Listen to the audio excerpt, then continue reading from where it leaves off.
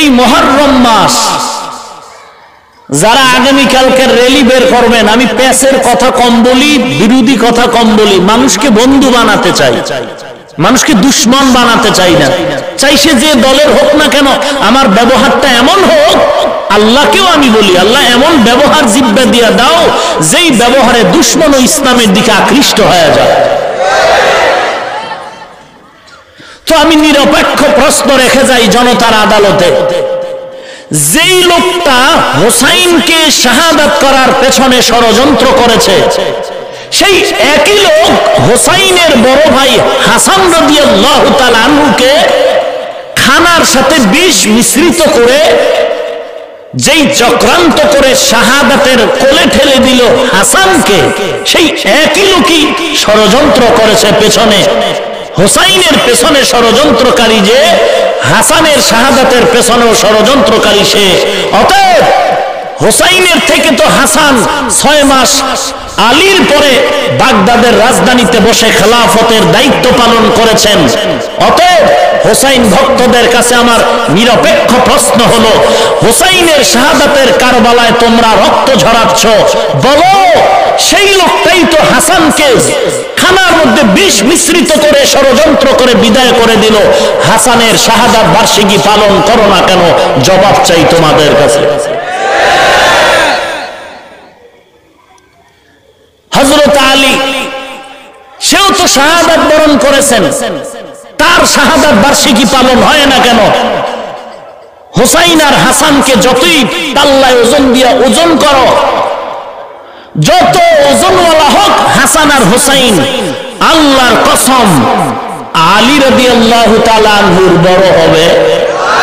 বলেন, তা আলীর শাহাদাত বার্ষিকী পালন হয় না কেন?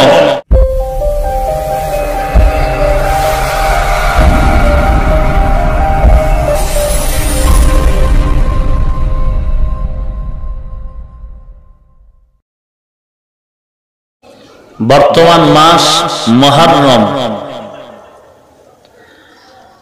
বছরে 12টি মাস, সিদ্ধান্ত আল্লাহ। আসমান জমিন সৃষ্টির দিন এই সিদ্ধান্ত আল্লাহ করে লাউহে মাহফুজে লিখে রেখেছেন, এবং এই 12টি মাসের মধ্যে 4টি মাস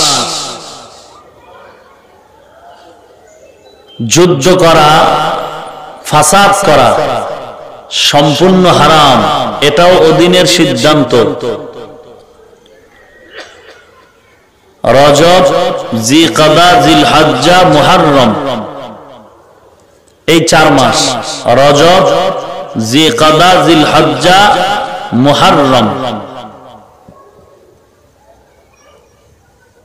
এই 4 মাসে যুদ্ধ করা যাবে না। এমনকি সন্তান তার পিতার কাতেলকেও যদি পায়, সন্তান তার পিতার হত্যাকারীকেও যদি 4 মাসে পেয়ে বসে কোথাও, তারপরেও এই 4 মাসের সম্মানার্থে আল্লাহ পাকের বিধান মোতাবেক বাবার হত্যাকারীকেও কিচ্ছু বলা যাবে না এই 4 মাসে।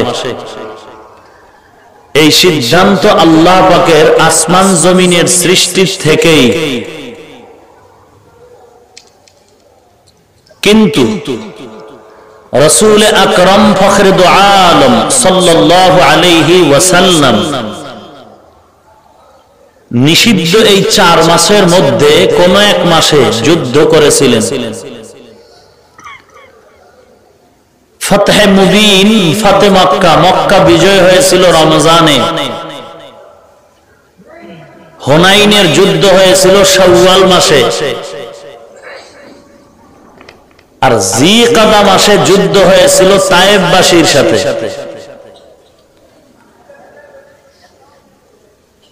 মুহাদ্দিসিনে কেরাম, মুফাসসিরিনে কেরাম এই নিষিদ্ধ মাস জিলকাদা মাসে রাসূল যুদ্ধ করার কারণে মতামত ব্যক্ত করেছেন যে আল্লাহ পাকের এই হুরমত রহিত হয়ে গেছে, এখন আর এই 4 মাসে যুদ্ধ করা যাবে না। যেই কথা ছিল এখন সেটা বলবৎ নাই। এখন যে কোনো মুহূর্তে ইসলামের প্রয়োজনে আল্লাহর বিধান কায়েমের জন্য যুদ্ধ কতল কেতাল করা যাবে।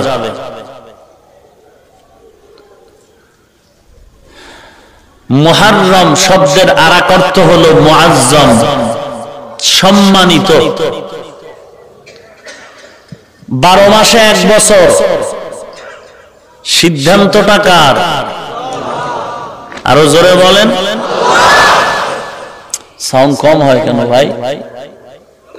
12 মাসে 1 বছর, সিদ্ধান্ত কার?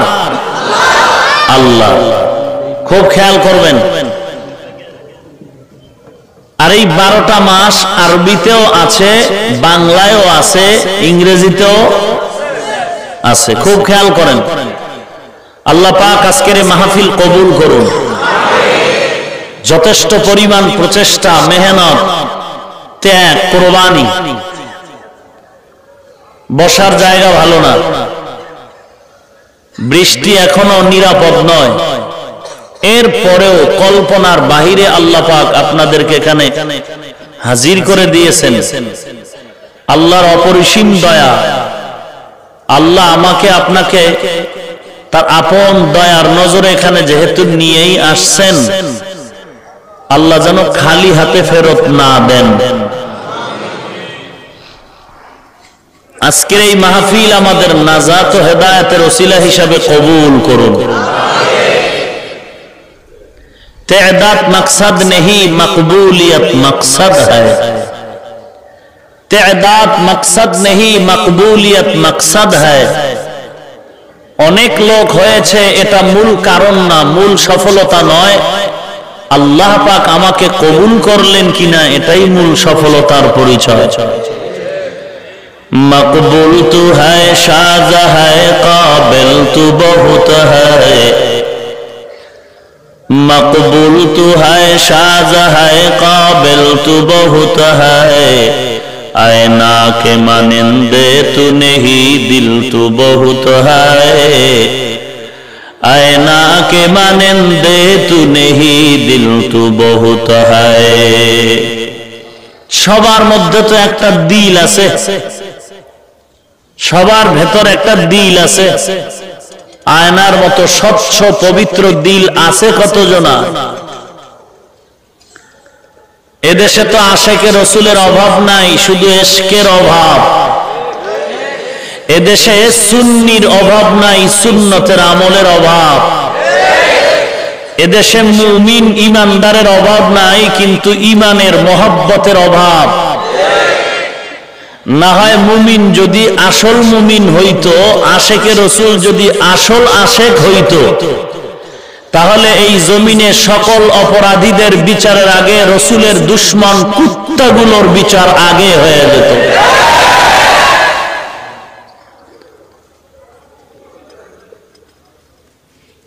আরবিতেও 12 মাসে 1 বছর, বাংলায়ও 12 মাসে 1 বছর, ইংরেজিতেও 12 মাসে 1 বছর। ইংরেজি মাসের গণনা, সনের গণনা শুরু হয়েছে ঈসা নবীর জন্ম থেকে। বাংলা সনের গণনা শুরু হয়েছে 963 সন আরবি হিজরি। বাদশাহ আকবর দিল্লির শাহী মসনদে যখন অধিষ্ঠিত, তখন থেকে এই বাংলা সন গণনা শুরু। ওই সময়ে 963 আরবি হিজরি। বাংলার প্রয়োজনীয়তা দেখা দিল।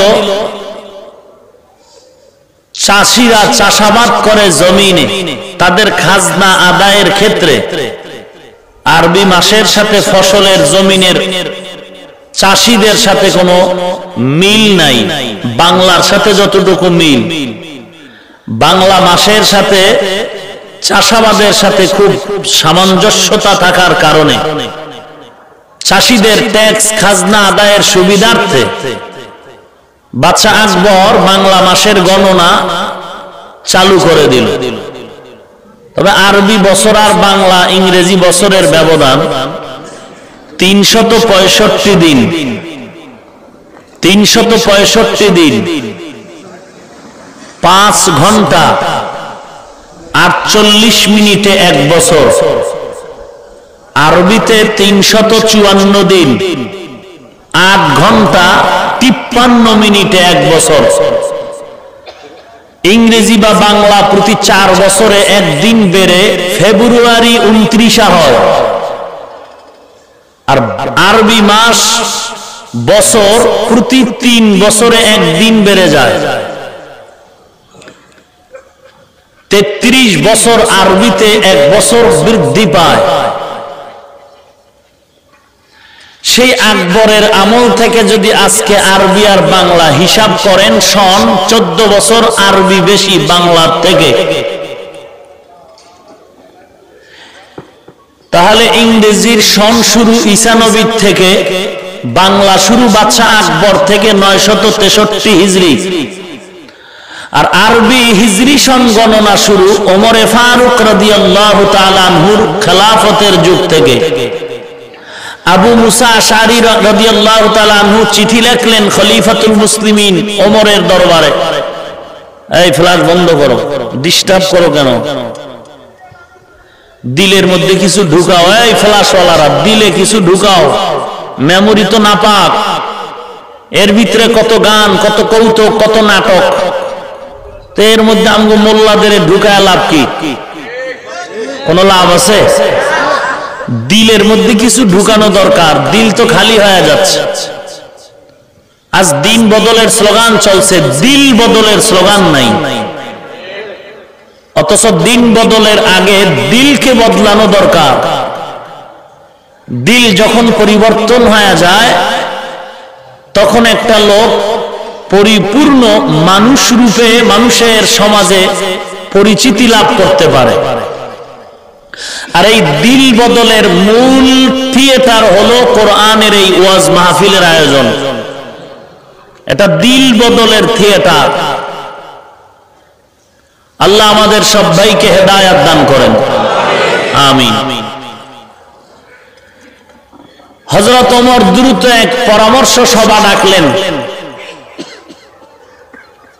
আরবি হিজরি সন শুরু করা দরকার। রাসূলের জিন্দেগি থেকে কোন টাইম থেকে শুরু করলে ভালো হয়? 4টা প্রস্তাব সেখানে আসলো। 1 নাম্বার, রাসূলের জন্ম মোবারক মিলাদুন নবী থেকে। ওমর প্রত্যাখ্যান করলেন বহু যুক্তির ব্যানারে, বলে না, হবে না। কি যুক্তি? সেগুলো বলার টাইম কম। দ্বিতীয় প্রস্তাব আসলো নবুয়ত, ওহী নাজিল যেদিন হয়েছে কোরআন নাজিলের পর থেকে গণনা শুরু হোক। ওমর তাও প্রত্যাখ্যান করলেন। 3 নাম্বার প্রস্তাব হলো রাসূলের মৃত্যুকাল থেকে আরবি হিজরি সনের গণনা শুরু হোক। ওমর তাও প্রত্যাখ্যান করলেন। ওমর নিজের থেকে প্রস্তাব দিলেন, যুক্তির যথেষ্ট পরিমাণ দাঁড় করিয়ে বললেন রাসূলের হিজরত থেকে আরবি হিজরি সন গণনা শুরু হোক। কারণ হিজরতের সাথে আল্লাহর সাথে, মুসলমানের সাথে, হিজরতের সাথে মানুষের হৃদয়ের সাথে, ইসলামের সাথে যথেষ্ট পরিমাণ গভীর সম্পর্ক। কারণ হিজরতের মাধ্যমেই ইসলাম পরিপূর্ণ আরব জাহানে প্রসার লাভ করেছে। হিজরতের মাধ্যমেই মানুষের দিল ভাঙ্গা আল্লাহর সান্নিধ্য অর্জন করেছে। হিজরতের মাধ্যমেই দিন অনেক দিক থেকেই রৌনক লাভ হলো। হিজরতের মাধ্যমেই আল্লাহ পাক মক্কা শরীফ কাবা ঘরকে হস্তগত করে দিলেন। আর হিজরত একটা কোরবানি, মা বাপ ভাই বোন ঘর বাড়ি ছেড়ে সব ছেড়ে আল্লাহর পথে সময় ব্যয় করা, জীবনকে বিলিয়ে দেওয়া, এটা মুসলমানের জন্য এক ঐতিহাসিক ইতিহাস, বড় স্মরণের ইতিহাস, মানুষের জীবন পরিবর্তনের এক ইতিহাস, হিজরতের ইতিহাস। এই হিজরত থেকেই আরবি হিজরি সনের গণনা শুরু। মুহররম সম্মানিত এক মাস, মুআজ্জম। এই মাসের 10 তারিখ আগামীকাল 12ই অক্টোবর সরকারি ঘোষণা মতে আশুরা বলা হয়। আশুরা আরবি গণনাতে আশারা মানে 10। তো এদিন থেকে আশুরা কেন? গণনায় 10ম দিন। আবার কেউ কেউ লিখেছেন এই দিনে আল্লাহ পাক রব্বুল আলামিন তার আপন নবী রাসূলদের উপরে 10টা বড় বড় নেয়ামত দান করেছেন, বড় বড় অলৌকিক নেয়ামত দান করেছেন, আশ্চর্য ধরনের। আগামীকাল এই বরকতের মাস, সম্মানিত মাসে আমার বাংলাদেশ সম্ভাবনাময় দেশ হিসেবে সবই সম্ভব মনে করে স্বাধীনতার মসনদে গিয়ে অতিরঞ্জিত করে ফেলবে একদল হোসাইন ভক্তরা। এরা হায় হোসেন করে তাজিয়া মিছিল র্যালি বের করবে। ভালো করে ইতিহাস জানা দরকার। রসুলের ইন্তেকাল, হিজরতের এই সন হিসাবে রসুলের বিদায়ের 60 বছর পরে কারবালার হোসাইনের শাহাদাতের ঘটনা ঘটেছে। কিন্তু মুহররমের সম্মান রসুল আসার পরেই না, আসমান জমিন সৃষ্টির দিন থেকেই এই মুহররমের সম্মান। অতএব কেউ কেউ আমরা ধারণা করি হুসাইন রাদিয়াল্লাহু তাআলা আনহুর কারবালার ঘটনায় মুহররমের দাম বেড়েছে, প্রশ্নই উঠে না। রাসূলের ইন্তেকালের 60 বছর পরে কারবালার সেই কাহিনী ঘটেছে, শাহাদাতের কাহিনী। অতএব মুহররম কারবালার কারণে নয়, বরং কারবালার ঘটনার কারণে, মুহররমের কারণে কারবালার ইতিহাসটাও মানুষের স্মরণীয় হয়ে আছে। মুহররমের কারণে, কারবালার ঘটনার কারণে মুহররমের দাম বেড়েছে, কথাটা এমন নয়। রাতের বেলা একটা সাক্ষাৎকার দেখলাম, সাংবাদিক বন্ধুরা সাক্ষাৎকার নিচ্ছেন হুসনি দানাল ঢাকার তাজিয়া র্যালি বের করেনেওয়ালা হোসেন ভক্তদের থেকে। কেমন ভক্ত যে বিশুদ্ধভাবে নামটা উচ্চারণ করতে পারে না, হায় হোসেন বলে, অথচ হোসেন নামের রসুলের কোন নাতি নাই, নাম হলো হোসাইন। তা আদব আছে না? এজনের নাম কালাম, যদি ডাকে কাইল্লা, খুব সম্মান হলো তো। আল্লাহ আমাদের হেদায়াত দান করেন। আপনারা কেন এইরকম বেলেট হাতে নিয়ে শরীরের উপরে মারেন আর রক্ত ঝরাচ্ছেন কেন? বলে রসুল এই দিন স্মরণ করছে, হোসাইনের শাহাদাতের দিন, ফাতেমা স্মরণ করছে। এই আবল তাবল তার সেরার মতো যা মুখে তাই বলে। ইতিহাস থেকে আমরা অনেক পেছনে। একটা জাতিকে ধ্বংস করার জন্য ইতিহাসকে গোপন করে দেয়াটাই যথেষ্ট। মুসলমান আজ পদদলিত হওয়ার পেছনে যত কারণ আছে, এর মধ্যে একটা কারণ মুসলমান তাদের বিজয়ী ইতিহাস থেকে অনেক দূরে সরে গেছে। মুসলমানের সেই বিজয়ী ইতিহাস, স্পেন শহরের 800 বছরের ইতিহাস মুসলমান ভুলে গেছে। সেই বাদশাহ আকবর, শাহজাহান, মোগলদের শাসনামল মুসলমানেরা ভুলে গেছে। অথচ সেই ইতিহাসগুলো বললেই মনে হয় এখনই জিহাদের প্রস্তুতি নিয়ে নেই। কিন্তু সাবধান, কথা বলতেও চিন্তা। আজ সারা দেশ জুড়ে সন্ত্রাস দমনের স্লোগান চলছে। আমরাও বলি সন্ত্রাস দমন হোক, আমরা সন্ত্রাসী চাই না। কারণ এই সন্ত্রাস মানুষের জন্য একটা বুমেরাং, মানুষের জন্য এক ঘূর্ণিঝড়। ভালো ভালো মানুষগুলো এর ছত্র ছায়ায় গিয়ে জীবনকে অকালে মৃত্যুর কোলে ঠেলে দিচ্ছে। অতএব আমরা সন্ত্রাসী কর্মকাণ্ড এ জমিন থেকে চির বিদায় নিয়ে যাক, আল্লাহর কাছে অন্তর ভরে দোয়া করি, আল্লাহ এ দেশকে সন্ত্রাস মুক্ত দেশ হিসাবে কবুল করুন। তবে মূর্খ পণ্ডিত, কি পণ্ডিত? মূর্খ পণ্ডিত থেকে সাবধান। যারা ধার্মিকতার বেড়াজালে বলে ইসলামী জ্ঞান আমগো কম নাই, লাকুম দীনুকুম ওয়ালিয়া দীন, বুখারীর হাদিস। এরকম মূর্খ পণ্ডিত থেকে সাবধান। এই সমস্ত কিছু স্বার্থান্বেষী দুনিয়াদার মূর্খ পণ্ডিতরা বলেন জিহাদ মানেই সন্ত্রাস। জোরে চিল্লায় বলেন নাউজুবিল্লাহ। আরেকটি টপ লেভেলের মূর্খ পণ্ডিতরা বলে মুসলমানের নবী ছিল সন্ত্রাসী। অথচ সন্ত্রাস আর জিহাদের মাঝে ব্যবধান কত? আসমান ও জমিনের মাঝে ব্যবধান যত। জিহাদ আর সন্ত্রাস দুটো কেমন আলাদা, আগুন পানি যেমন আলাদা। আগুন কোনোদিন যেমন পানি হতে পারে না, পানি যেমন আগুন হতে পারে না, ঠিক সন্ত্রাসী কর্মকাণ্ড জিহাদি নামে চালানো যায় না, জিহাদকে সন্ত্রাসী আখ্যা দেওয়া যায় না। জিহাদ পানির মতো, সন্ত্রাস আগুনের মতো। পৃথিবীর সমস্ত আগুন মার্কা সন্ত্রাসী কর্মকাণ্ডকে পৃথিবীর থেকে চিরবিদায়ের জন্য আল্লাহ প্রদত্ত কোরআন শরীফের আইন হলো জিহাদ। অতএব আমরা সন্ত্রাস চাই না, জিহাদ চাই, তবে জিহাদ চাইতে গিয়ে বোমাবাজি চাই না। জিহাদের অপব্যাখ্যাকারী বোমাবাজ থেকেও আপনাদের সাবধান হতে হবে। সেই আব্দুর রহমান আর বাংলা ভাই শায়েক শায়েক শায়েক, বর্তমানে এই শায়েক নামের কিছু বুলিয়া ওরানোওয়ালা এই জমিনে অভাব নাই। অতএব শায়েক শুনলেই দৌড় দেওয়া যাবে না, শায়েক শায়েক শুনলেই তদন্ত করতে হবে এই শায়েক সেই শায়েক আব্দুর রহমানের দালাল কিনা।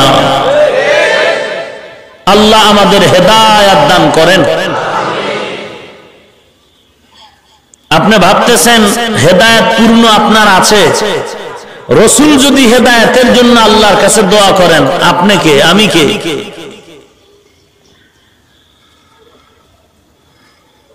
ভাইরা আমার,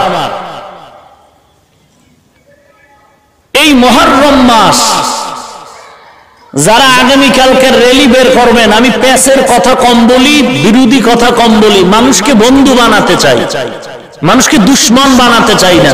চাই সে যে দলের হোক না কেন, আমার ব্যবহারটা এমন হোক, আল্লাহকেও আমি বলি, আল্লাহ এমন ব্যবহার জিব্বা দিয়া দাও যেই ব্যবহারে দুশ্মন ও ইসলামের দিকে আকৃষ্ট হয়ে যায়।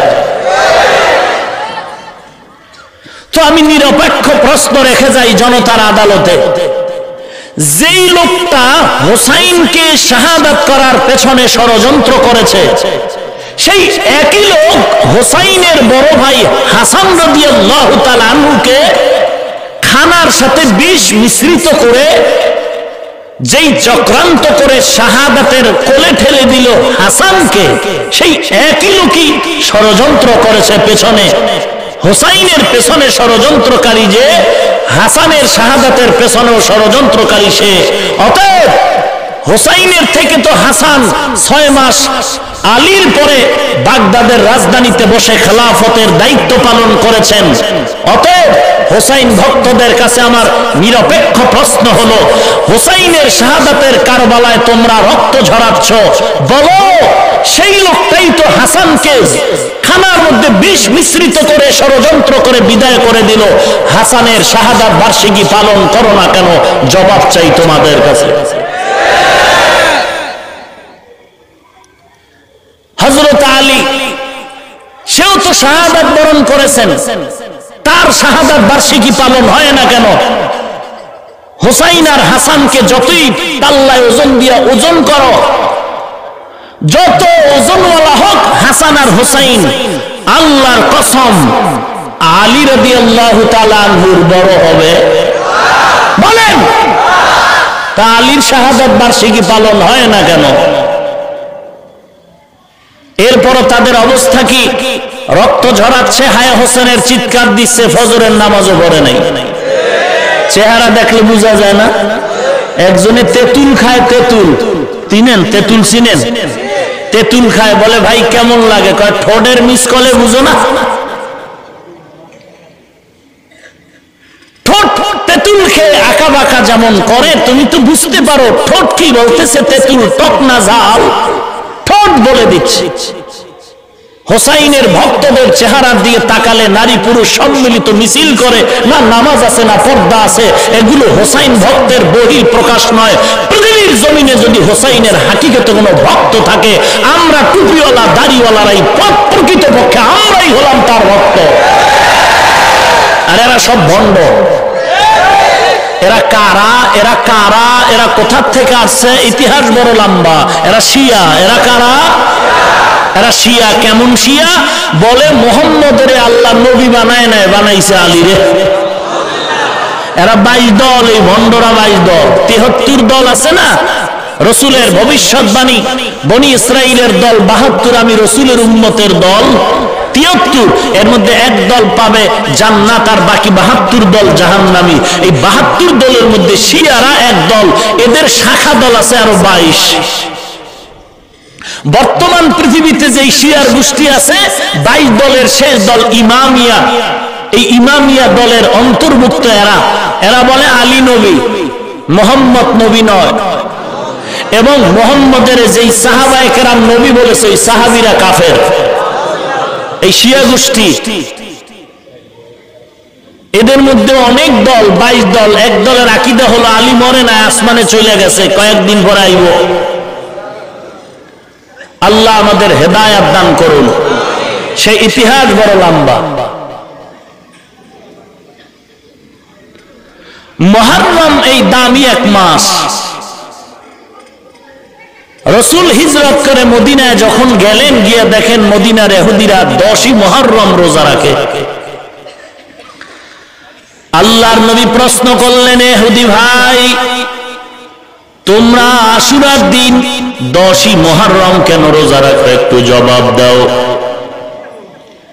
ইহুদিরা বলেন, হে মুহাম্মদ সাল্লাল্লাহু আলাইহি ওয়াসাল্লাম, আমরা আশুরার দিন রোজা রাখার পেছনে কারণ এই দিন পয়গম্বর মুসা আলা নবীনা আলাইহিস সালাম ফেরাউনের কবল থেকে ওই বাহারে কুলজুম লোহিত সাগর পেরিয়ে তিহি ময়দানে শান্তির নীর গেড়েছিলেন, শান্তির মসনদে বসেছিলেন।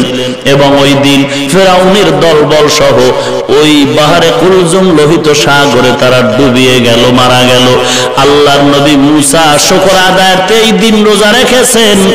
আমরাও মুসা নবীর ওই স্মরণে আমরাও শুকর আদায় করে রোজা রাখি 10ই মুহররম। আল্লাহর নবী বলেন, ও ইহুদি ভাই, তোমাদের থেকে আমাদের হক মুসা নবীর ক্ষেত্রে মোটেও কম না। তাহলে আমরাও চুপ থাকার কোনো যুক্তি নাই। আগামী বছর থেকে আমরাও মুহররমের রোজা রাখবো। পয়গম্বর রোজা রাখা শুরু করলেন 10ই মুহররম। নবম হিজরিতে পয়গম্বরের উপরে আল্লাহ বললেন, খালিফুল মুশরিকিন ওয়াল ইহুদ, মুশরিক আর ইহুদিদের সাথে মুখালেফাত করো। ইহুদিরা যেমন করে তেমন করা যাবে না। পয়গম্বর সাহাবায়ে কেরামদের বললেন, ও সাহাবায়ে কেরাম, আমরা একদিন রোজা রাখিয়া ইহুদির সাথে মিলানো যাবে না। আমরা শুধু 10 তারিখ রোজা না, আল্লাহ যদি আমাকে হায়াত বাড়ায় দেয়, আগামী মুহররমে শুধু 10 তারিখ রোজা রাখবো না, আমরা একদিন বাড়ায়া 9 তারিখ বা 11 তারিখ আমরা এর সাথে মিলায় 2 দিন রোজা রাখবো। আল্লাহর নবীর হায়াত আর সেই পর্যন্ত পৌঁছে গেল না। আল্লাহর নবী একটা রোজা রাখলেন, আগামী বছরের 2 রোজা রাখার সুযোগ হলো না। আল্লাহর নবীর ইন্তেকাল হয়। ইন্তেকালের পর থেকেই সাহাবায়ে কেরাম পয়গম্বরের হাদিস মতে 2টাই রোজা রাখতেছিলেন। তাহলে আমাদের আজকে রোজা রাখা দরকার ছিল, আর আগামীকাল যারা রাখতে পারেন নাই এরা আগামীকাল আর পরশুদিন রোজা রাখবেন। রমজানের রোজা ফরজের আগে আশুরার রোজা ফরজ ছিল, কিন্তু রমজানের রোজা ফরজ যখন হয়ে গেল, আশুরার রোজার আল্লাহ পাক ফরজিয়াত বাতিল করে শিথিল করে দিলেন। তাহাজ্জুদের নামাজ, 5 ওয়াক্ত নামাজ ফরজের আগে তাহাজ্জুদের নামাজ আল্লাহ ফরজ করেছিলেন। সাউন্ডটা তো কম লাগে রে ভাই, মুসিবত। সোজা করেন, একটু অ্যাঙ্গেল করেন। আর আপনারা মেশিন বরাবর মাইক দিলে তো ভলিউম দিলে আওয়াজ দিবে। মেশিন নিবেন স্টেজের পিছনে, হরেনের সামনে বা বরাবর মেশিন রাখলে ভলিউম দিলে আওয়াজ দেয়। এর জন্য আবার নতুন এক মাদ্রাসা করা দরকার। ভাইরা আমার, আল্লাহর নবী রমজানুল মুবারকের রোজা ফরজ হওয়ার পরে আশুরার রোজা শিথিল হয়ে গেল, ফরজিয়াত নাই। 5 ওয়াক্ত নামাজ যখন ফরজ হয়ে গেল, তাহাজ্জুদের নামাজ ফরজিয়াত আল্লাহ বাতিল করে দিলেন। তবে মর্যাদা মোটেও কমে নাই, কমে নাই। আল্লাহর নবী বলেন, আশুরার রোজা যদি বান্দা রাখতে চাও, একটা রোজার বিনিময়ে পেছনের 1 বছরের গুনাহ আল্লাহ মাফ করে দিবে। ভিন্ন হাদিসে প্রমাণ করা হয়, কেউ যদি এই আশুরা রোজা রাখতে গিয়া এই মাসে শুরু থেকে কেউ যদি বৃহস্পতিবার, শুক্রবার, শনিবার 3টা রোজা রাখে, আল্লাহ তাআলা তার আমলনামায় 7 বছর ইবাদতের সওয়াব দিয়ে দিবে। পয়গম্বর বলেন এই মাসে রোজা রাখো, আবার বলেন খরচ বাড়ায় দাও, পরিবারের মধ্যে বেশি বেশি খরচ করো, ভালো ভালো খরচ করো। হে গার্ডিয়ানের দল, কি লাভ হবে জানো? যদি বেশি বেশি খরচ করো, আনন্দ দাও, আল্লাহ পাক তোমাকে ভালো জীবন যাপনে 1 বছর কাটায় দিবে। প্রশ্ন হতে পারে, রোজা রাখলে খরচ করবো কেমনে? খরচ করলে রোজা রাখবো কেমনে? জবাব দেওয়া হলো মুহাদ্দিসিনে কেরামদের থেকে 2টো জবাব। 1 নাম্বার জবাব হলো, বান্দা তুমি যদি রোজাদার হও, ইফতারি আর সাহারির আয়োজনটা ভালো করো, ভালো খানার আয়োজন করো। 2 নাম্বার খরচ, তোমার আহার পরিবারের উপরে তুমি পোশাক আদি নতুন নতুন পরায় দাও, পাড়া প্রতিবেশীরে দান সদকা করো, এতিমদের দান করো। যদি তুমি ভালো নতুন পোশাক পরায় দাও, আল্লাহ তোমার মনটা যদি ভালো রাখো, আল্লাহ পুরা বছর তোমার কামাই রুজি ভালো রাখবেন। এই বরকতের মাস, আগামীকাল আশুরার দিন, এত ফজিলতের দিন। এই মাস আল্লাহ পাকের দরবারে এত দামি একটা মাস। পয়গম্বর আদম আলাইহিস সালাম, আম্মা জান হাওয়া আলাইহা সালাম সহ যখন জান্নাতে অবস্থান করলেন, আল্লাহ আদেশ করেছিলেন সাবধান, ওয়ালা তাকরাবা হাযিহিশ শাজারাতা ফাতাকুনা মিনাজ যালিমিন।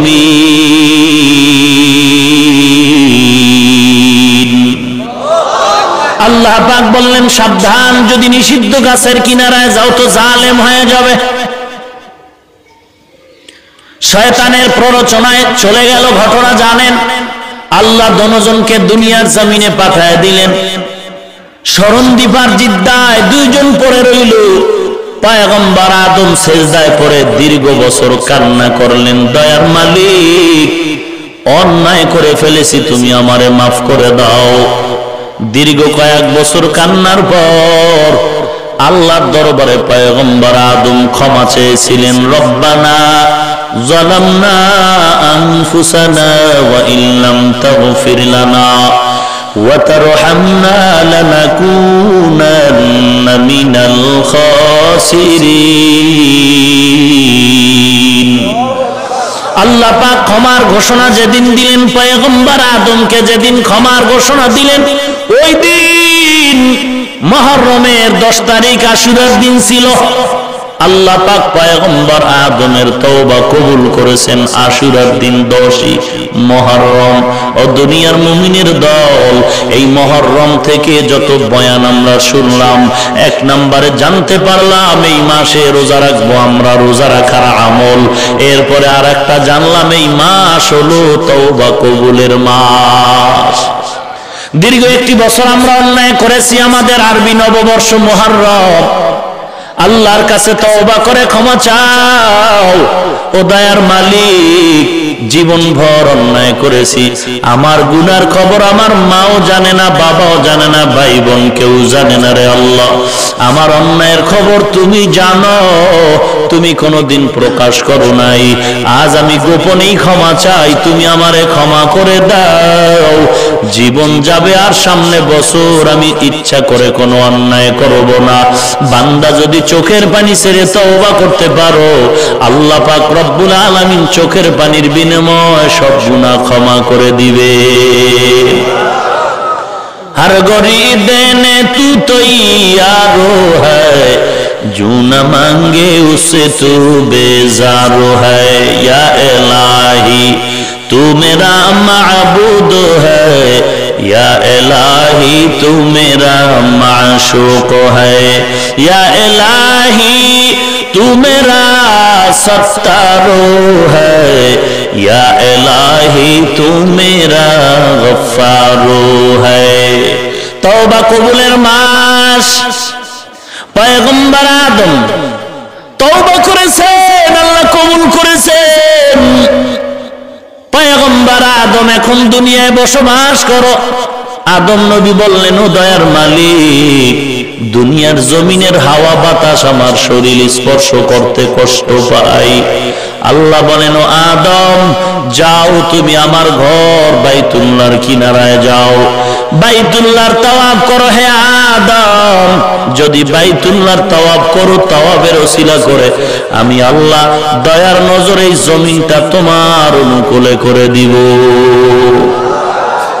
পয়গম্বর আদম বাইতুল্লাহর কিনারায় গিয়ে দাঁড়ায়, কিন্তু বাইতুল্লাহর কোনো চিহ্ন নাই।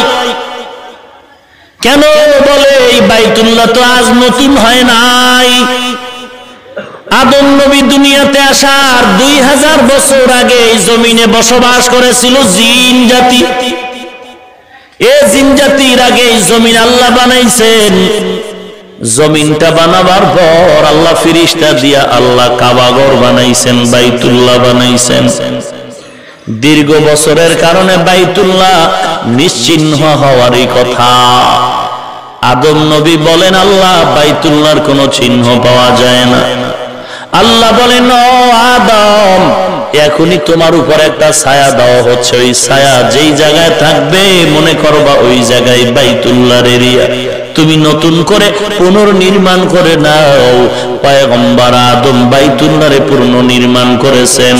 মুফাসসিরিনে কেরাম ঐতিহাসিকগণ লিখেছেন, আল্লাহ পাক যেই জমিনের মধ্যে কাবা ঘর বানাইছেন, এই কাবা ঘরটা নতুন করে ভেঙ্গে চুরে পুনর্নির্মাণ 10 বার হয়েছে।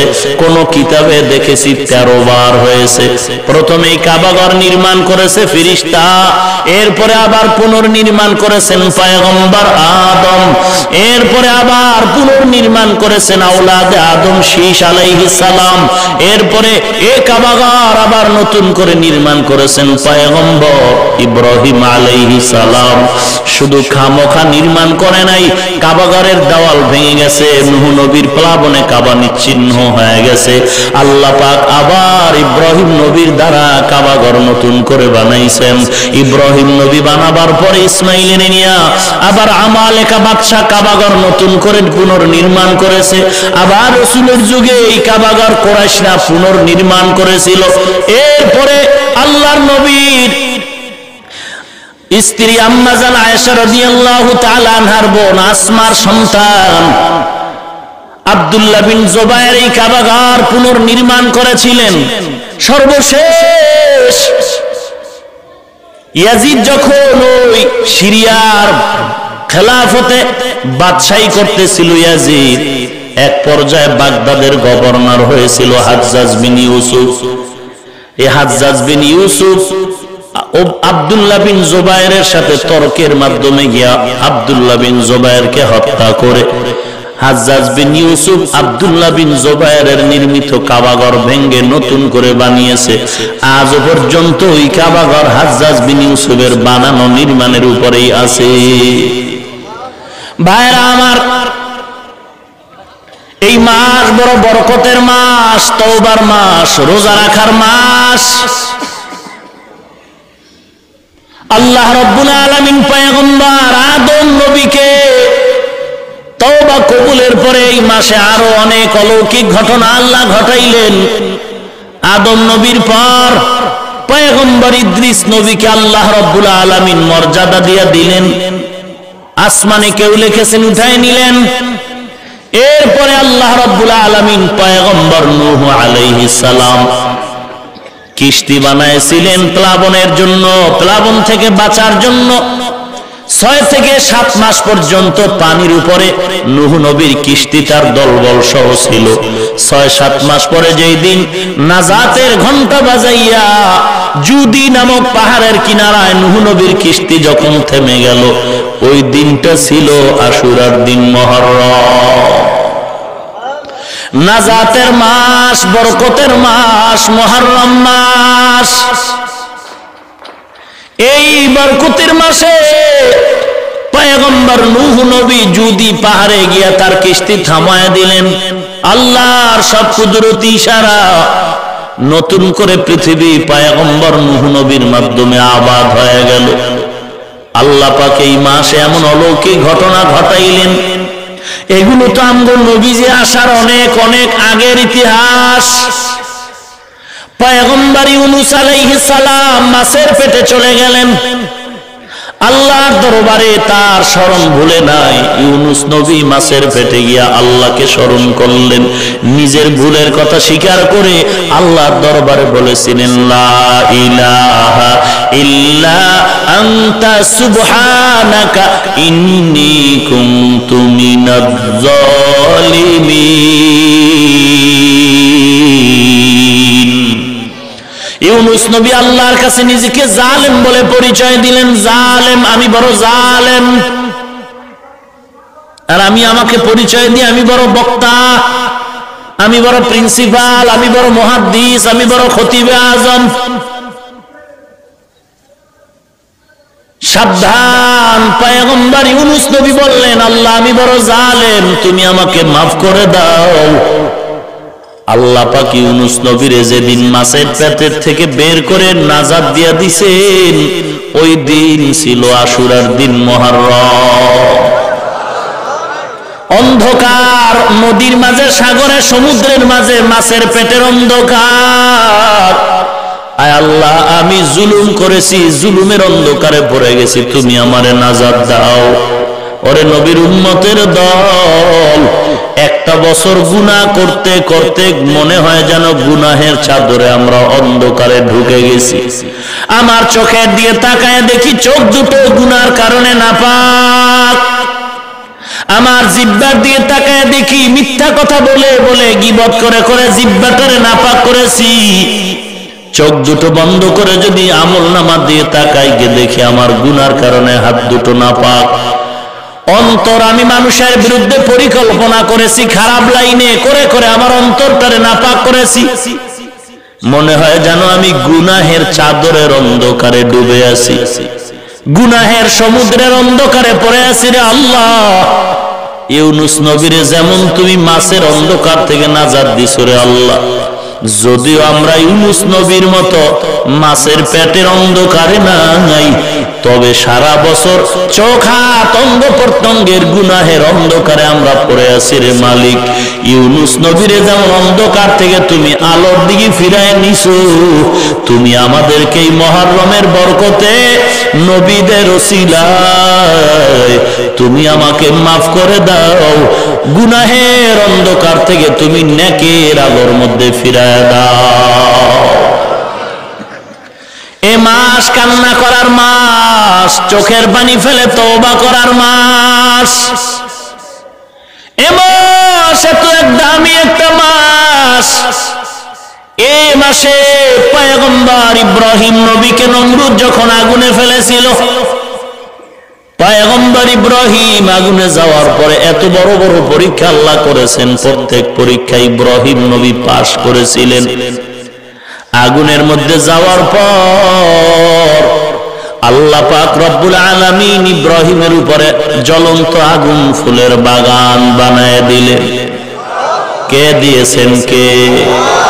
আঁকে লুতুফে খেশেরা ইজহার কর, বাখলিল আসনারে গুলজারে কর।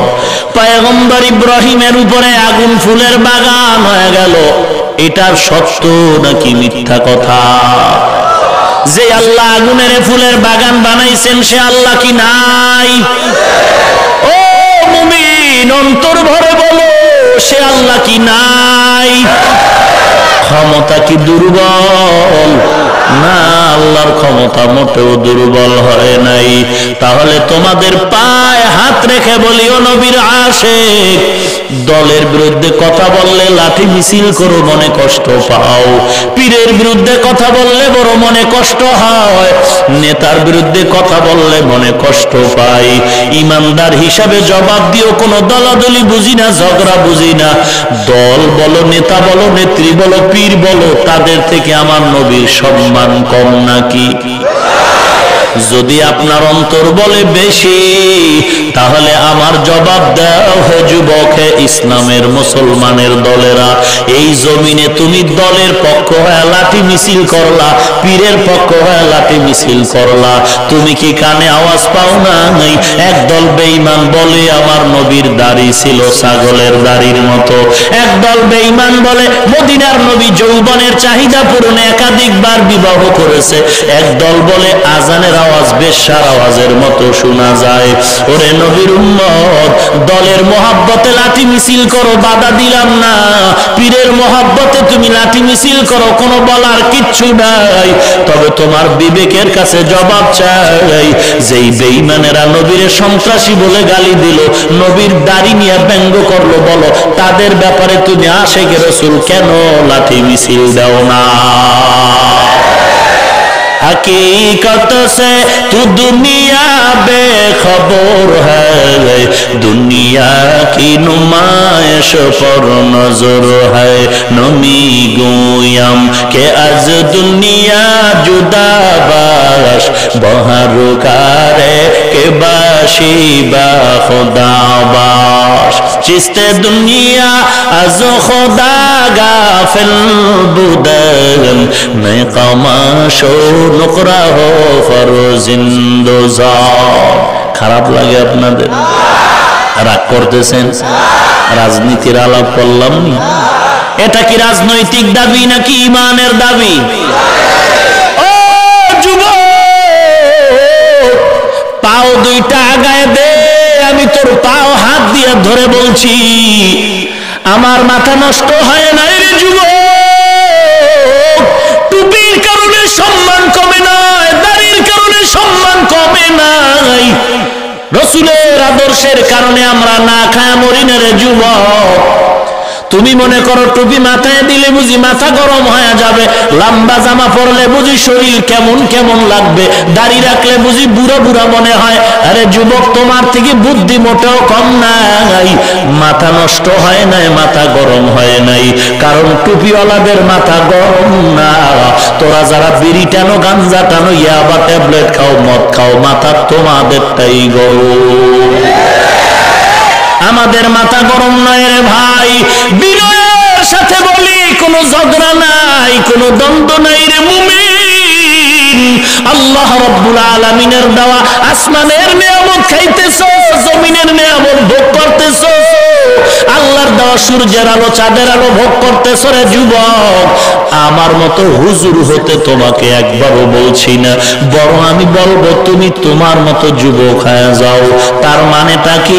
তোমার মতো যুবক, দাড়িওয়ালা নামাজি, স্কুলে পড়ে কলেজে পড়ে অভাব নাই, তোমার মতো যুবক, দাড়িওয়ালা 5 ওয়াক্ত নামাজি যুবক, র‍্যাব, আর্মি, পুলিশ, বিডিআরের অভাব নাই, ডাক্তার, প্রফেসর, ইঞ্জিনিয়ার, সাংবাদিক, সাহিত্যিক, কবি, উকিল, ব্যারিস্টারের অভাব নাই। তোমার মতো যুবক দাড়িওয়ালা 5 ওয়াক্ত নামাজি, ওই ওসি, ডিসিএসপির অভাব নাই। প্রমাণ যদি চাও আমার ডায়েরি থেকে তুমি নাম নিয়ে যাও। গলায় চুরি লাগবে, বহু র‍্যাব আছে, আর্মি, বিডিআর, ওসি, ডিসি আছে, গলায় চুরি লাগলেও একটা টাকাও হারাম খাবে না। নাই নাই, তুমি কেন পারো না? ফাইনাল অ্যান্সার, তোমার কপাল পুরাটা পুড়ে গেছে। তওবার মাস, মুহররম মাস, পায়ে ধরে বলি তুমি তওবা করে ভালো হয়ে যাও। এরে যুবক, আল্লাহর গোলাম, কেন এত পায়ে ধরে বুঝাতে হবে? কেন বুঝাতে হবে? আমি যদি আজকে টুপি দাড়ি আল্লাহ না করুন সব ফেলায়া শার্ট প্যান্ট টাই পরে, দুই হাতে দুইটা পিস্তল নিয়ে যদি রাস্তায় ঘুরতাম, আর দুই একটা রক যদি কেটে দিতাম, চিহ্নিত সন্ত্রাসীরা কত স্বাগতম আমারে জানাইতো। শক্তি তোমাদের থেকে মোটেও কম নাই। তুমিও 3 বেলা খাও, আমরাও 3 বেলা খাই, ঠিক নি? কথা কন না কেন? আপনারাও ঘুমান, আমরাও ঘুমাই, আপনারাও বিয়া করেছেন, আমরা নাকি আমাকে হুজুর বউ নাই? আছে মানে আপনাকে বউয়ের থেকে অনেক ভালো, আলহামদুলিল্লাহ। চামড়ার ভালো না, চরিত্র ভালো। তাহলে আমরাও ঘুমাই, আপনারাও ঘুমান, আপনারাও খান, আমরাও খাই। অতএব মুসলমান কোন দিক দা টুপির কারণে, দাড়ির কারণে, কোরআনের কারণে সম্মান কমে নাই। যদিও আপনারা ডান হাতে 20,000 পান, টেবিলের নিচে আরো 30,000 হাদিয়া হিসাবে গোপনে খান। আমরা 20,000 পাই না, 30,000 নেই না।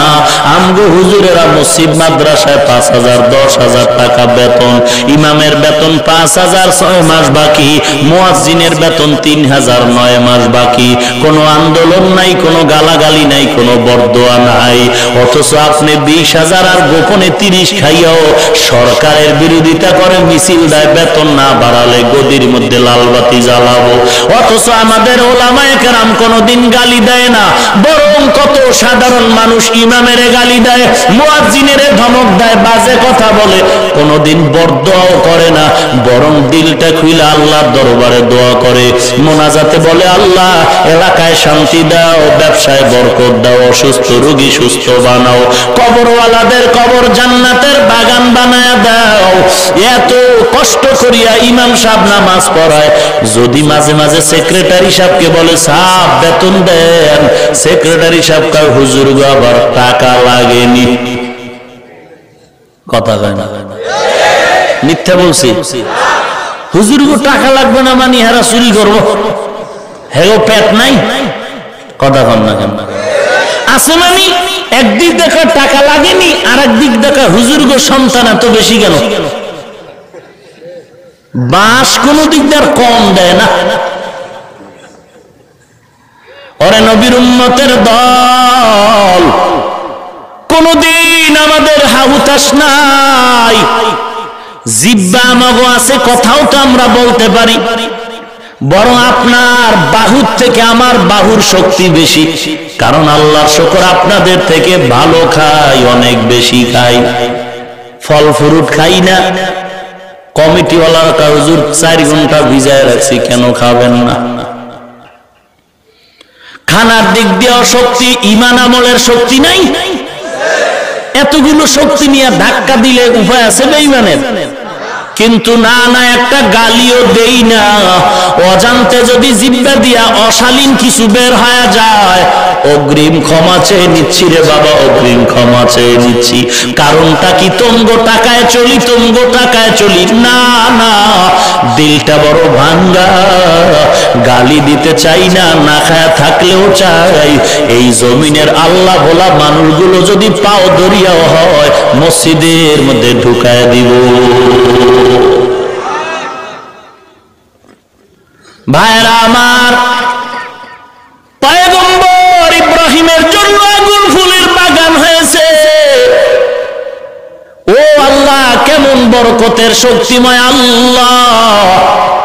মুসা নবীকে রাস্তা বানায়া লোহিত সাগরের মধ্যে 12টা রাস্তা বানায় দিলেন একটা বেতের বাড়ির কারণে। ওই মুসা নবী রাস্তা পেয়ে চলছে, ওপার চলে যায়। ফেরাউনের গোষ্ঠীও রাস্তার পেছন যখন ধরলো, মাঝামাঝি যাওয়ার পরে আবার তারা রাস্তা আল্লাহর অর্ডারে পানি হয়ে গেল, সব শেষ হয়ে গেল। যে আল্লাহ লোহিত সাগরে রাস্তা বানায়া মুসা নবীর বিপদ থেকে হেফাজত করলেন, সে আল্লাহ কি নাই? ক্ষমতা কি দুর্বল? আল্লাহ আছে, ক্ষমতাও দুর্বল না। আপনার আমার খানা রিজিক বড় দুর্বল, ঈমান দুর্বল। আপনার আমার আমল বড় দুর্বল। ঈমান আমল যদি ঠিক থাকতো, এই জমিনে আমাদের এত চিল্লানো দরকার হতো না। রাসূলের দুশমন আমগো চোখে দিয়ে তাকাবার সুযোগ ছিল না।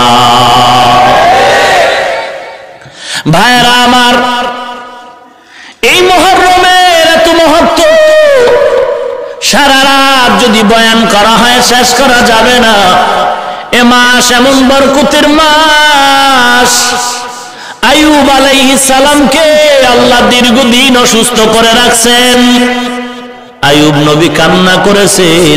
আল্লাহ যেদিন আইয়ুব নবীর রোগ মুক্তি করলেন, সেই দিনও ছিল মুহররমের মাস, আশুরার দিন। এই মাস এমন বরকতের মাস। সুলাইমান নবীকে ক্ষমতায় বসাইলেন আমার আল্লাহ, গোটা দুনিয়ার বাদশাহ। পয়গম্বর সুলাইমান মাঝখান দিয়ে একদিন ক্ষমতা হারাইছিলেন। কারণ সুলাইমান নবীর আঙ্গুলে একটা আংটি ছিল, আংটি। বা সুলাইমা দাদে মুলক সরওয়ারি সদমতি খাতে মশদে ওয়াপুরি। সুলাইমান নবী গোসল করতে গিয়া বিবির কাছে আংটি দিয়া বলে, আংটিটা রাখো, আমি গোসল করে আসি। আংটি রেখে গোসলখানায় গেছে। শয়তান এসে সুলাইমান নবীর সুরাত ধরে বলে, আংটি দাও। সুলাইমান নবীর বিবি সাহেবা আংটি হাতে দিয়া দিল। সুলাইমান মনে করে পয়গম্বর সুলাইমান এসে বললেন, আংটি দাও। বিবি সাহেবা বলেন, আংটি দেওয়া হয়ে গেছে। না, আমি তো আংটি নেই নাই। বিবি বলেন, না, আংটি তো দিয়ে দিছে আপনার হাতে। সুলাইমান নবী তো বুঝতে বাকি নাই, এই ভেজাল আকাম করেছে বড় হুজুর শয়তান। সুলাইমান নবী চুপ হয়ে গেলেন, আর বাড়াবাড়ি করলেন না। আল্লাহর কাছে মাথা নত করে কান্না শুরু করলেন।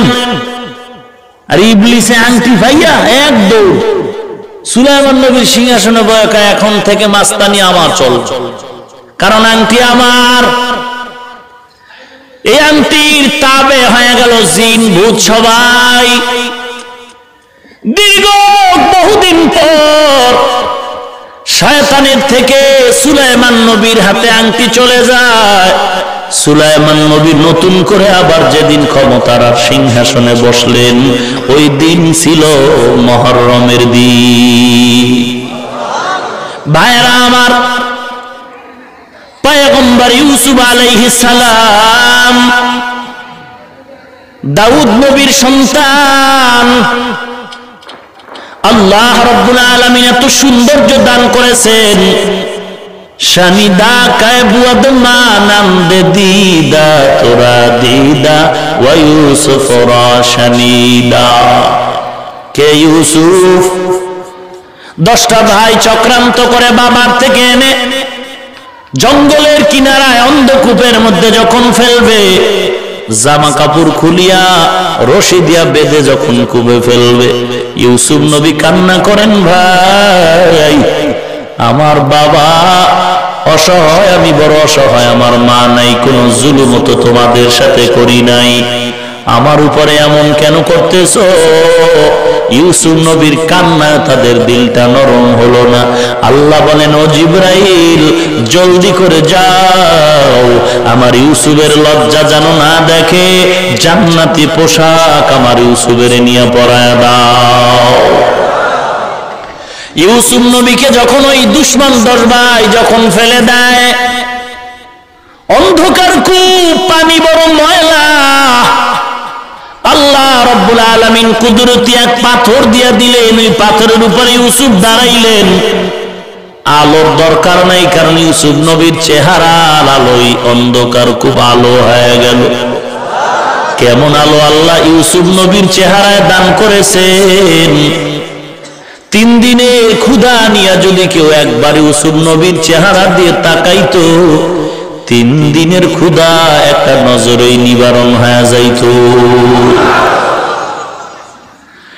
ইউসুফ নবী যেদিন ওই কূপের থেকে মুক্তি পেয়েছেন, কূপের থেকে ইউসুফ নবী যেদিন মুক্তি পায়, ওই দিন ছিল আশুরার দিন, মুহররম মাস।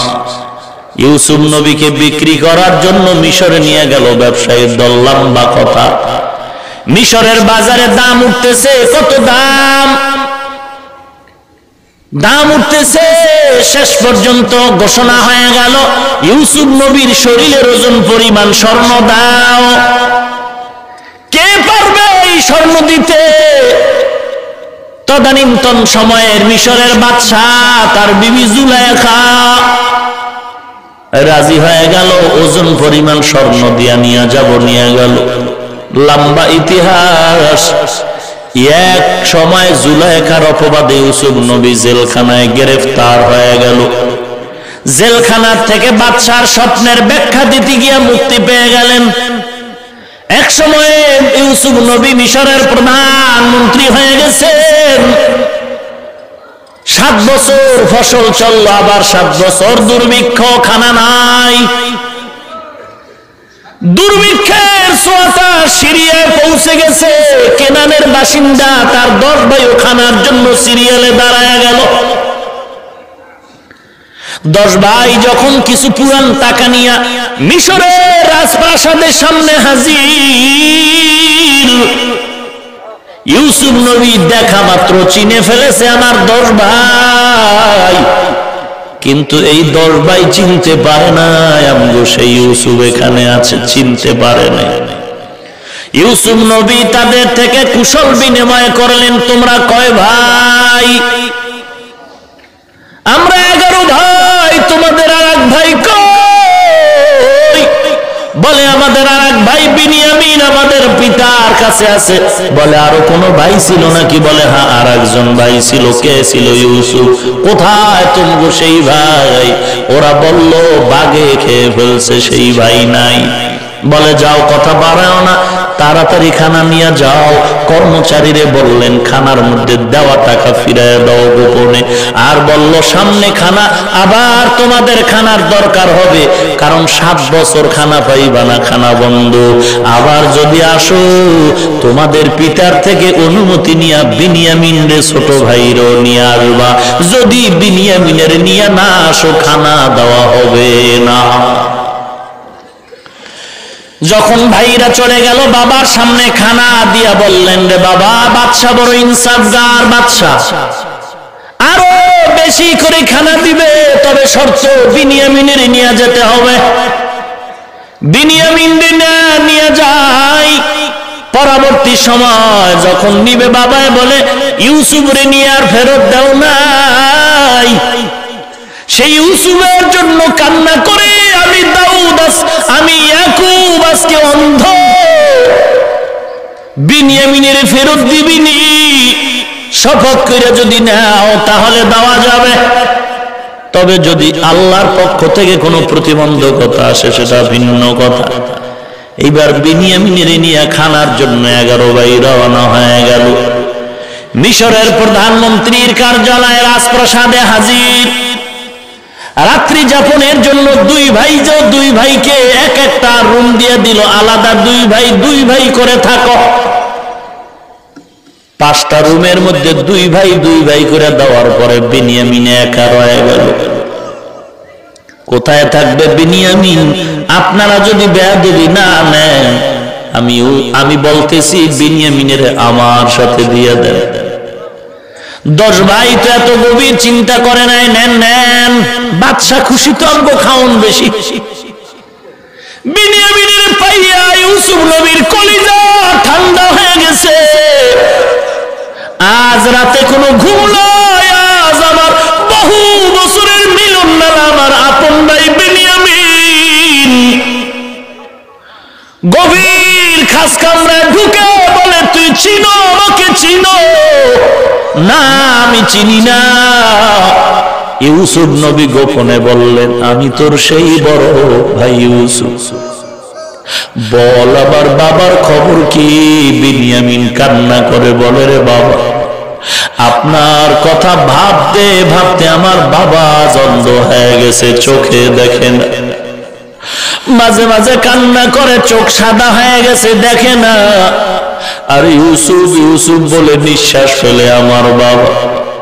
লম্বা কথা বিনিয়ামিন আবদার করল, রে ভাই, আগামীকাল খানা দিয়া সবাই রে বিদায় দাও, কৌশল করে আমারে রাইখো, আমি ভাইদের সাথে যাব না। বিনিয়ামিনকে ইউসুফ নবী কৌশল করে রেখে দিলেন। এক চুরির অপবাদ, লম্বা কথা। সবাই চলে গেল। খানা নিয়ে বলল, যাও, আবার দরকার হলে আসবে। খানা নিয়ে যখন গেল, বিনিয়ামিন রে পায় নাই। ইয়াকুব নবী বলে, বলছিলাম তো তোরা বিনিয়ামিনেরও হারায় ফেলবি, আমার এখন কি উপায়? ইউসুফের সঙ্গে আমি কান্না করে আজ আমি অন্ধ, আজ বিনিয়ামিনেরও পাইলাম না, আমার উপায় কি? শেষ পর্যন্ত বাবায় বলল, তাড়াতাড়ি যা, আমার বিনিয়ামিনের তালাশ কর। ইউসুফেরও খুঁজতে থাক। আমার মন বলে ইউসুফ এখনো আছে, মরে নাই। বিনিয়ামিনের তালাশ কর। এরা আবার বিনিয়ামিনের জন্য মিশরে আসলো। ইউসুফ নবীর কাছে বিনয়ের সাথে আবদার জানায়, বাদশা আমার বাবা কান্না করে অন্ধ বিনিয়ামিনের ফেরত দাও। ইউসুফ নবী প্রকাশ করতে গিয়া বলে, তোমরা ইউসুফের সাথে যেই জুলুম করেছিলা বলো মনে আছে? এই কথা শোনা মাত্র বাইরে এবার গভীর ভাবে তাকায়, কয় কেন বললে? এই লোকটা কে জানে যে? একজনে বলে, তুমি কি ইউসুফ? ইউসুফ নবী এবার আর গোপন না রেখে প্রকাশ করে বললেন, হ্যাঁ আমি হলাম সেই তঙ্গু ভাই ইউসুফ। সাথে সাথে ভাইরা হৃদয়টারে নরম করে কান্না করে বলে, ভুল করেছি, জুলুম করেছি, ক্ষমার চোখে দেখ। ইউসুফ নবী ক্ষমার দৃষ্টিতে, আল্লাহ কোরআনে বিস্তারিত আলোচনা রাখছেন, লা তাসরিবা আলাইকুমুল ইয়াউম, তোমাদের উপরে আজ কোনো মুআখাযা নাই, কোনো প্রতিশোধ নাই। যাও, আমার বাবা নাকি অন্ধ হয়ে গেছে, ফিরায় নিয়ে আসো। আর আমার বাবার সামনে আমার একটা জামা নিয়ে যাও। এই জামাটা নমরুদ যখন আমার পিতৃ ওই দূরের পিতা ইব্রাহিম নবীরে নমরুদ আগুনে ফেলছিল, আল্লাহ ইব্রাহিম নবীরে জান্নাতি পোশাক দিছিলেন সেই জামা। অথবা আমাকে তোমরা যে কূপে ফেলছিলা ওই সময় জিবরাইল আমিন যেই জামা দিছে সেই জামা নিয়ে যাও। আমার বাবারে গিয়া সালাম দিয়া জামাটা দিবা। আর আমার বাবা জামাটা যদি অন্ধ চোখের সামনে একটু মুছে দেয়, আল্লাহর কুদরতে এই জামার বরকতে চোখের দৃষ্টি ফিরায়া পাবে। ভাইরা চলে গেল। ইয়াকুব নবী ইউসুফ নবীর ওই জামাটা যখন চোখে লাগায় দেয়, চোখ দুটো ভালো হয়ে যায়। যেদিন ইয়াকুব নবীর দুই অন্ধ চোখ ভালো হয়, ওই দিনটাই ছিল মুহররমের দিন। ভাইরা আমার, এই বরকতের মাস, রোজা রাখার মাস, তওবা কবুলের মাস, গুনাহ ক্ষমা চাওয়ার মাস, গুনাহ করার মাস না, আনন্দ করার মাস নয়। রাসূলের তরিকার বাহিরে কোনো আনন্দ নাই রে মুমিন। এই মাসে হোসাইনের মতো ব্যক্তি কারবালার প্রান্তরে শাহাদাত বরণ কেন করেছেন? আল্লাহর নবীর দিন জিন্দা রাখার জন্য করেছেন। ওই ইয়াজিদের রাজতন্ত্র বন্ধ করার জন্য করেছিলেন। ওরে নবীর উম্মতের দল, আর সারা দুনিয়ার মানুষকে দেখা গেল দিন জিন্দার জন্য আমি হোসাইন শাহাদাত বরণ করলাম। তোমরাও আল্লাহর নবীর দিন জিন্দা রাখার জন্য প্রয়োজনে রক্ত ঝরাও, তারপরও মানুষ মাথা নত করিয়া বেঈমানের সামনে মাথা নত করবা না। ওরে নবীর উম্মতের দল, অনুরোধ করে বলি, বরকতের মাস, সারা রাত আল্লাহর কাছে কান্না করো, তওবা করো, ওটাই আপনার এই দুনিয়াটা মিথ্যা দুনিয়া, কিছু না। কয়দিন আর গুনাহ করবি, বাহাদুরি করবি রে যুবক। এই বৃষ্টি কাদা পানির মধ্যে কেউ পায়ে হেঁটে, কেউ গাড়ি ভাড়া করে কষ্ট করে বয়ান শুনতে আসলা। অপর্দার আড়ালের মা বোনেরা, বৃদ্ধ বাবাজিরা, আমার মাও মা, আপনারাও মা, আমার বাবাও বাবা, আপনারাও বাবা। মনটা কি চায় না আলেমের বাবা হয় কবরে যাও, হাফেজে কোরআনের মা হয় কবরে যাও? কোরআন পড়ার কারণে সম্মান কমে নাই রে যুবক। আজকে টুপির কারণে দুনিয়ার জমিনটা আমাদের জন্য ছোট হয়ে যায় নাই, স্বাধীনতাও কোনোদিন নষ্ট হয় নাই। ওরে নবীর উম্মতের দল, কেন আজকে তুমি আজান শুনে মসজিদে নামাজে যাও না? কেন তুমি আজ দাড়িটা রাখতে পারলা না? কোনো লাভ হয় না কি বলো? নামাজ না পড়লে দাড়ি না রাখলে কোনো লাভ হওয়া যায় কিনা? চেহারা ভালো হয় নাকি? যৌবন বাড়ে নাকি? টাকা পয়সা বাড়ে নাকি? কোটিপতি হওয়া যায় নাকি? চ্যালেঞ্জ দাও কোনো বাঘের বাচ্চা, আমিও দাড়ি কাটবো, নামাজ বন্ধ করে দিব। পারবা না রে বাবা, পারবা না। বরং বিজ্ঞানীদের থিওরি, দাড়ির মধ্যে যদি অস্ত্র লাগায়, তিনটা মুসিবত, চোখের পাওয়ার কমে, যৌবন কমে, অকালে মরণ হয়। কয়েকদিন আগের খবর, একই ফ্যামিলির 14 জন জায়গায় মারা গেল। এমন কোন দিন নাই যুবকের লাশের খবর নাই। বাসের নিচে যুবকের লাশ, পানির নিচে যুবকের লাশ, ঘরের মধ্যে স্টক করা যুবকের লাশ। কয়দিন আর বাহাদুরি করবি রে যুবক? তোমার অন্তরটা যেমন গুনার দিকে দৌড়ায়, আল্লাহর কসম আমার অন্তরটাও গুনার দিকে দৌড়ায়। তোমার যেমন নাচ গান দেখতে মনটা দৌড়ায়, আমারও গুনার দিকে মনটা দৌড়ায়। কেন? আমি টুপি মাথায় দিলাম, লম্বা জামা পরলাম, মাথা নষ্ট হয় নাই। দুনিয়া কিচ্ছু না। আজকে কোরআন পড়ার কারণে আল্লাহর শুকর, দুনিয়া তো বাদশা। মনের আশা রাসূলের হাদিস মতে এই কোরআনওয়ালারাও আখিরাতে হবে বাদশা। ওরে নবীর উম্মতের দল, আপনাদের এই থানার এমপি মহোদয় আমার সাথে জীবনে কোনোদিন দেখাও হয় নাই, সালাম কালাম হয় নাই, আমি চিনি না, সেও আমাকে চিনে না। আপনার বড় মহব্বতের ব্যক্তি, আপনার সাথে গভীর সম্পর্ক। চলো, আমাকে নিয়ে তুমি চলো, এমপি মহোদয়ের দরবারে চলো। আমি চ্যালেঞ্জ দিয়া বলছি, তুমি এমপি মহোদয়কে এত পরিচয়, এত মহব্বত, 10 বার সালাম দিবা, একবার জবাব পাইবা কিনা সন্দেহ।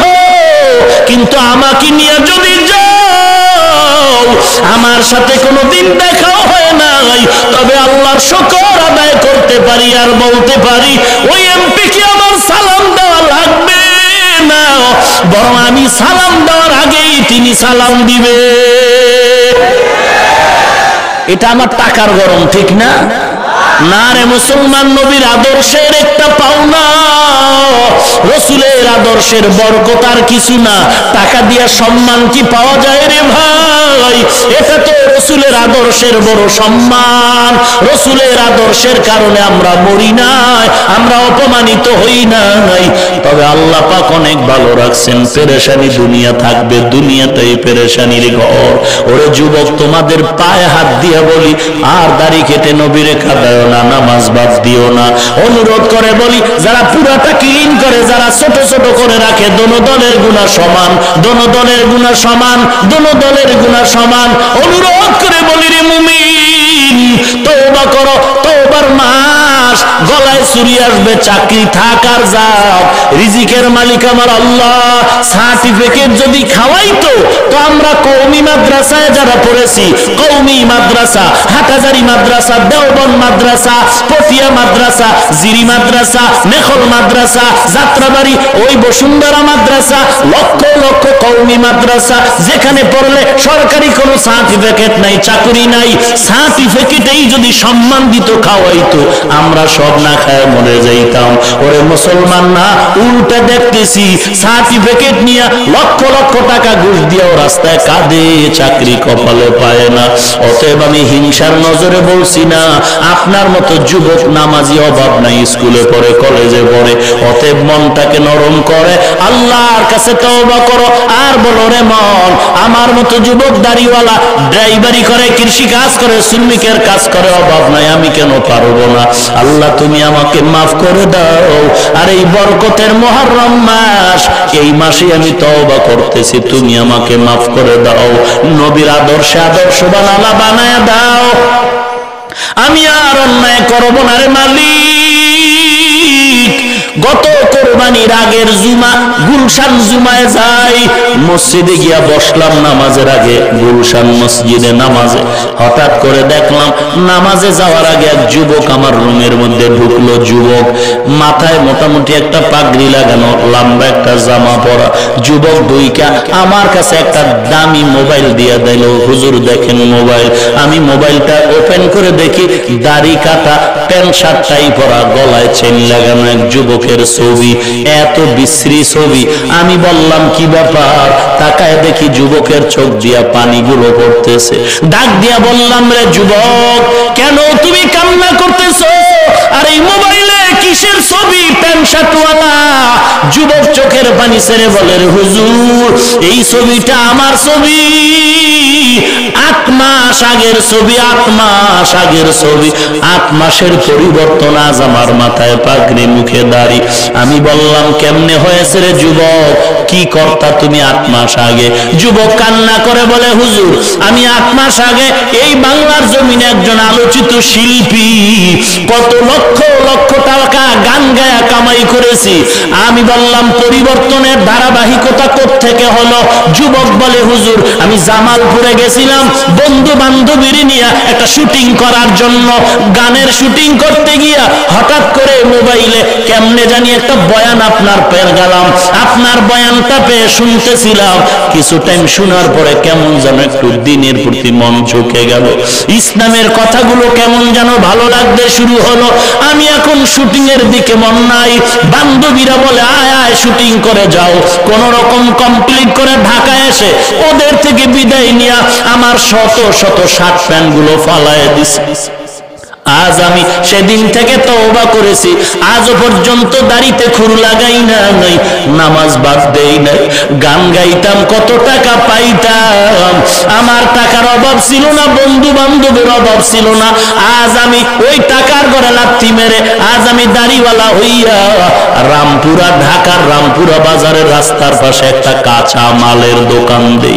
হুজুর আপনার কাছে আসছি দোয়ার জন্য, আল্লাহ যে হেদায়েত দিছে গুনার কারণে আল্লাহ যেন বেজার হইয়া ফিরায়া না দেয়। হেদায়েতের মালিক আল্লাহ, সবার কপালে হেদায়েত আসবে না, সবাই জান্নাত পাবে না।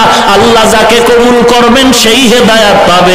অন্তর যদি ভালো হয়, মুনাফিকি যদি না থাকে, মুনাফিকি যদি না থাকে, দিলটা যদি ভালো থাকে, এমন নিয়ত যদি হয় গলায় ছুরি আসবে, মরে যাইব, তারপর দাড়ি কাটবো না, নামাজ ছাড়বো না, 24টা ঘন্টা গুনাহ লেখা হয়, 24টা ঘন্টা গুনাহ লেখা হয়, অনবরত গুনাহ লেখা হয়, ঘুমায় থাকলেও গুনাহ লেখা বন্ধ নাই। আল্লাহ যদি হেদায়েত দান করে, মুনাফিকি যদি না থাকে, মরণ হোক আর নাই হোক না কেন, রিজিকের মালিক আমার আল্লাহ, ইজ্জতের মালিক আল্লাহ। জীবন যাবে, নামাজ ছাড়বো না, দাড়ি কাটবো না, এমন পাক্কা নিয়ত যদি হয়, খাঁটি নিয়ত দুটো হাত আল্লাহকে দেখায়া দাও। আয় আল্লাহ হাতগুলো কবুল করে নেন, দাড়িওয়ালা নামাজি হিসাবে কবুল করে নে মালিক, সুন্নতওয়ালা জিন্দেগি দান করেন আল্লাহ, মুসিবত থেকে হেফাজত করেন আল্লাহ, গুনাহের প্রতি ঘৃণা জমায় দেন আল্লাহ। আয় আল্লাহ নেকের প্রতি আগ্রহ বাড়ায়া দেন, কামাই রুজি ব্যবসা চাকরিতে বরকত বাড়ায়া দেন, হালাল রিজিকের দরওয়াজা প্রশস্ত করে দেন। আয় আল্লাহ দুনিয়ার জিন্দেগি সুখময় করে দেন। আয় আল্লাহ আমাদের দিলটাকে পাক্কা মুমিনওয়ালা দিল বানায়া দেন, মুনাফিকি দিল থেকে হেফাজত করেন আল্লাহ, ঈমান ও আমল মজবুত করে দেন, বলেন আমিন।